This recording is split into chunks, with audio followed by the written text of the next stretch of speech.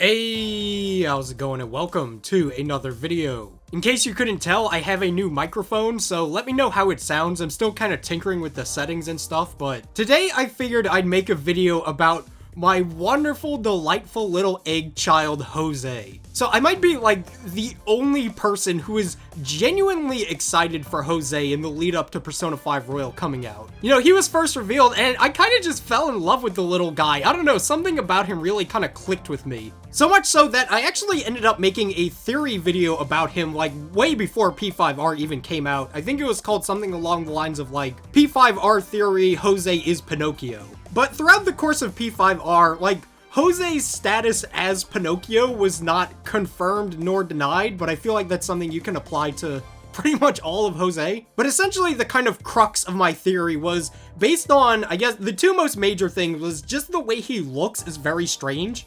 You know, he has that nose, which is seemingly broken off. It's not like a normal human nose. It looks like a little piece of wood or something. And then there's his ears, which are just kind of like completely circular and also look kind of wooden and like shaped into that. And the other sort of major thing was just his affiliation with stars and wishes. Because, you know, in the menus that he has, you see a whole bunch of stars and stuff, and like wishing and wish fulfillment is a big part of P5R. And so even though it's not outright stated, like it's not revealed, oh, Jose's name is secretly Pinocchio or whatever, you know, it's not like a 100% legit thing. I still kind of keep it in my mind as like a correct headcanon, the idea that this kid is at least based on Pinocchio. There's just too many like major elements of his design and like the kind of themes of P5R of like wishing and stuff and all the stars in the menus and the fact that he gives you a wishing star.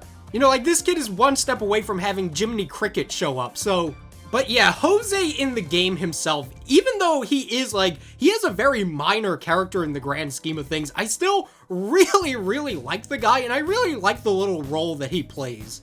And he also offers up something that, like, in the grand scheme of things, in the totality of Persona, like, mysteries aren't really something that tend to stick around for forever. Most of the time, these little in-game mysteries are, like, solved by the end of it, right? Like, what is Teddy? What is Marie? What is Pharos? Like, these questions tend to have answers, whereas with Jose, we really don't have one, which I think is kind of cool. But I'm getting a little bit ahead of myself. Basically, Jose's kind of role is to be, I don't know, like a supplement to Mementos, and I think he's a really welcome sort of addition to kind of break up the monotony of Mementos, and to supply just like something else to look forward to going through there, and to add, you know, like another reason to kind of stick around in Mementos, collecting flowers and stuff. And you know, every time he rolled up in his stupid, goofy car, I got a big smile on my face. And I think something that, at least for me, made him really endearing is just the fact that he has some really good items and utility. You know, early on, the stuff he provides is a little bit kind of dinky. He has, like, soul food, he has, like, items that inflict status conditions, but the longer the game goes on, Jose gets some good stuff, dude. And also his ability to affect Mementos and, you know, just increase, like, the experience you gain, the money you gain, the items you gain, is just so incredibly useful, and, like, it makes the grind in Mementos, like, not really something that you stop and think, oh, I don't really want to go to Mementos, it's such a drag, and instead it's like, yeah, dude, let me go to Mementos. You know, towards the end of the game, when I was grinding in kind of the final Mementos area, because of all the Jose, you know, experience buffs, I would fight like 1 or 2 enemies and level up. But he just provides so much utility, and he's such a fun little guy. He's just kind of weird enough to be entertaining. You know, he wants you to collect flowers, which he turns into juice that he then drinks. And he's got a little car, and he has all these weird abilities and stuff. He's just a very strange little dude. And something that took me totally by surprise is the fact that he has a boss battle. This was something that I somehow didn't get spoiled on in P5R, like I had no idea this was a thing. I didn't end up fighting him myself on my own playthrough just because like I literally had no idea it was even a thing. I didn't collect all of his stamps. But it is just a really fun looking, different sort of fight. Cause you know, he's not using elemental spells, he's throwing items and stuff at you, he's fighting in a car, he's not summoning personas, he's just a very different kind of enemy. And even after you beat him in the fight, you still don't really get an answer about what he is, which, like I said, I think is kind of fun. You know, I was expecting him to kind of just lay it all out there and be like, oh yeah, I'm Jose, I'm this, that, and whatever. But you only get these sort of vague hints about what he could possibly be and why he's in Mementos, like learning about people. He mentions that he's doing this for a particular person who's never revealed. And so I figured we would talk a little bit about some theories surrounding who Jose might be, and I have two major ones. The first theory, and probably the most believable one, is the idea that Jose is a Velvet Room attendant in training. So the Velvet attendants are very weird, and there's a lot of things about them that we don't fully know or understand. It's very apparent that they're not actually human because over and over and over again they state about like wanting to learn about humans, how they aren't humans. They have this ability to preside over power, which means like seemingly unlimited access to different personas. You know, in all the boss fights against them, they're using like 12 different personas. They're pretty much always like the ultimate secret boss of the game. And they're just these cosmically insanely powerful forces that like the only time I can really think of where something was just proven to be stronger was Yaldabaoth beating up like Lavenza and Igor. But yeah, we really just don't know a whole lot about them, whether Igor, like, creates them himself, or if he just kind of finds them or something. Now, the biggest reason why I say he's an attendant in training is simply due to the fact that he doesn't use any personas. To me, it seems likely that the attendants kind of have to learn how to do this and become better at it. And there's also a very clearly defined kind of age and, like, sibling relationship going on with the different attendants. You know, Elizabeth calls Margaret her sister, and Theodore is her brother, and Lavenza is her sister. And then Margaret is older than Elizabeth, but Elizabeth is older than Lavenza, so there's a very clear sort of hierarchy in the age and the order of birth or creation of these guys. So it seems to me very likely the idea that these guys are in some way born or created, and we obviously know Igor has the ability to just make, things like that. You know, Morgana is an example. So either Igor makes these, or like maybe even Philemon makes these Velvet attendants. They're kind of created and born in some way, and then they age throughout time. And so to me, it seems the most sensible that Jose is kind of just the newest one of these little Velvet creations, because, you know, he has the white hair like all the other siblings, he has the yellow eyes, and, you know, just based on the way that the other siblings kind of act, like Elizabeth, for example, always has the different requests for you in Persona 3, and she wants you to take her out on dates and stuff, and there's just a real curiosity about humanity.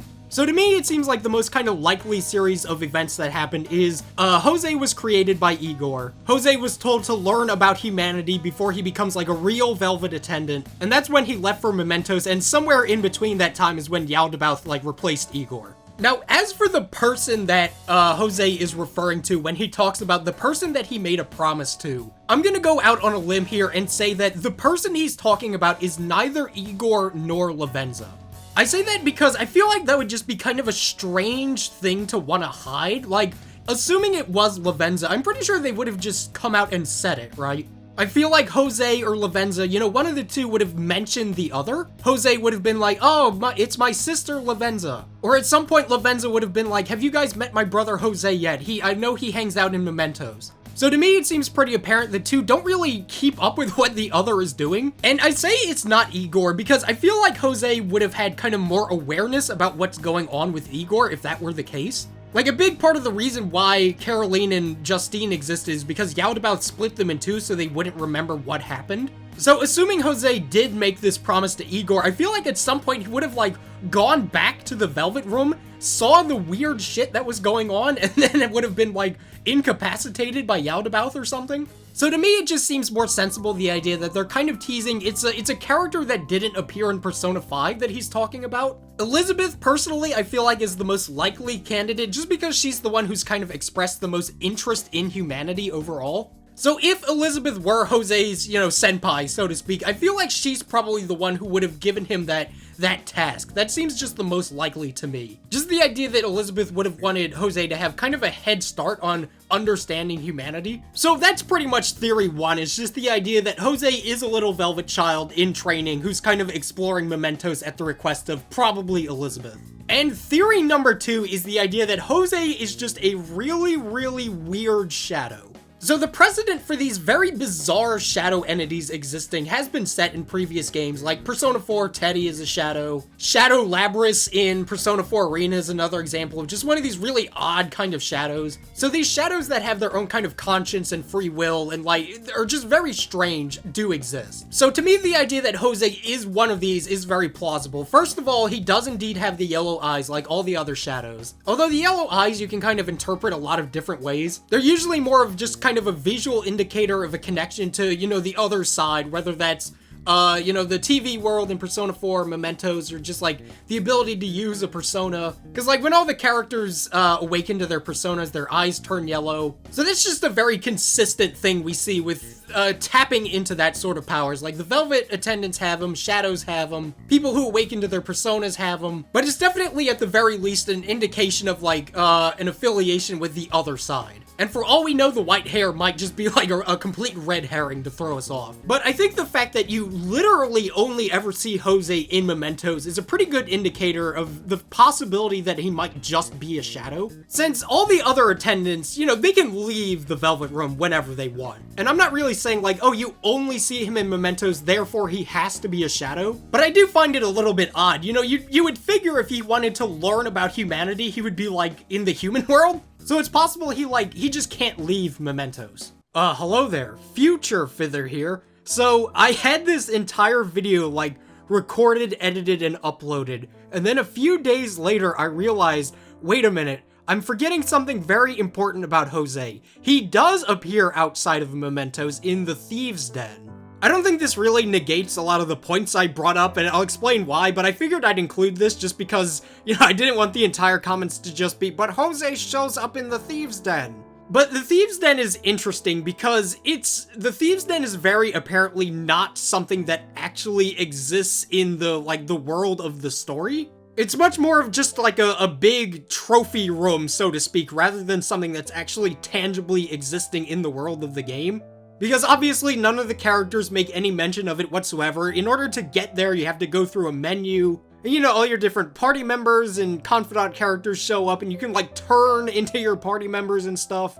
So it's very apparent that the Thieves' Den is just something that's kind of like removed from the fiction itself. It's just like a fun, goofy gameplay sort of thing that doesn't really affect anything else. But I'd figured that I would mention Jose is in fact your little tour guide for the Thieves' Den. And I don't feel like his role as the sort of tutorial for the Thieves' Den is really indicative of much of anything. It seems to me like it was kind of just a case of, who do we want to have to be kind of like the little tour guide for the Thieves' Den? Oh, Morgana? No, we've already used Morgana a lot for this kind of thing. Oh, how's about Jose? Yeah, he's a new character. That sounds fun. So I'm pretty sure that's just what happened with like why he's in the Thieves' Den. So yeah, I don't think Jose being there really affects too much of anything. I think it's just kind of a fun cameo. And doesn't really have too much of an effect on him, like, in the actual game itself. And I think something else that supports the idea that he's very different from other Velvet attendants we've seen is his power over cognition and just, like, very, very strong affiliation with mementos. I think one of the stronger bits of evidence supporting the idea that he is, in fact, just, like, a thing from mementos is how familiar he is with the way mementos operates and his ability to alter it. You know, when you make him change like, oh, more experience, more items and stuff, he describes it as if there's pressure points in mementos and he just whacks them with his hammer and changes them. And then there's his ability to change the will seed items that you get into different forms, which is just a really fucking weird ability. Like handing somebody, yeah, here's this this necklace or whatever it is made from like anger and hatred and distorted desire. And he's like, oh, I got you, homie. Let me improve it. So that's just another weird sort of thing he can do. But I think probably the strangest thing about Jose is the wishing star that he gives you.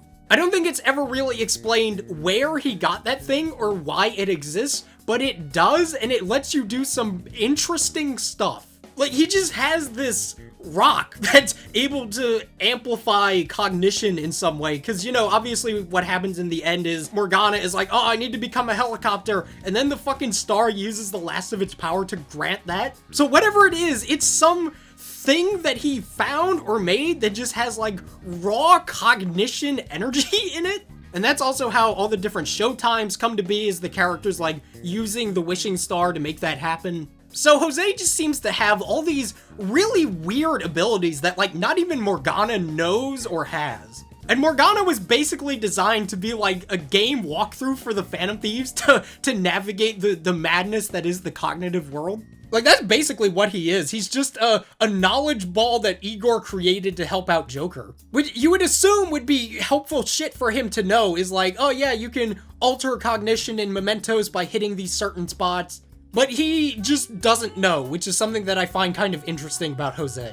On the whole, I feel like I'm less confident about this one. You know, I just think that the more simple and probably logical answer is the idea that he's a little velvet child. But I do think it's possible the idea that, you know, like Teddy, Jose is just some weird shadow that kind of awoke to conscience and was at some point discovered by Elizabeth or Igor or whoever it happens to be. But yeah, I really like Jose. I think the fact that he is a genuine mystery with no real answer is a lot of fun. And it makes you wonder if he'll show up in future Persona 5 stuff, or if he's kind of just gonna be left as like some mystery that was never fully explained. But either way, I really liked Jose. I thought he was a lot of fun. He added a good bit to the game. He's a fun character who's fun to think about, and you know, I have a real soft spot for the little guy. I don't know why. My little delightful egg son. But yeah, that has been the video. I hope you all enjoyed. This went on for vastly longer than I expected to. I thought this would be like a 5-minute quick getting out my thoughts on Jose, but it's never that easy, is it? But yeah, thank you all so much for watching. I'll see you guys next time.